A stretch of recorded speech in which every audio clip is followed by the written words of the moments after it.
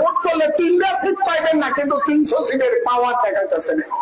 বলছি ভোট করে, ঠিক আছে আপনারা পাল্লা মাখালিয়া করবেন, আমরা ধানের শীষ নেওয়া করবো। পাবলিককে ডিসিশন নিতে দেন, যারে পাবলিক ভোট দিব হে দেশ চালাইব। কথাটা ঠিক না দেখি?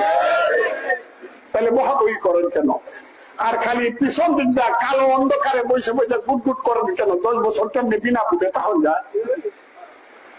কারণ জানেন ভোট করলে কিচ্ছু থাকবে না, জামানত থাকবে না, অনেক জায়গায় জামানত থাকবে না। ভোট করলে 3টা সিট পাইবেন না, কিন্তু 300 সিটের পাওয়ার দেখাইতেছে না।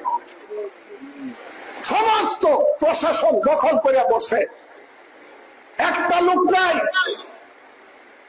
2% লোক নাই, পায়ের উপরে পাও তুলে গিয়া কয় আমি হইলাম অমুক ইসলাম, আমার কথা মানতে হবে। ইউনো চলে তার কথায়, পিসি চলে তার কথায়, প্রশাসন চলে তার কথায়। কেন? বাপের বেটা হইলে ইলেকশনে আস।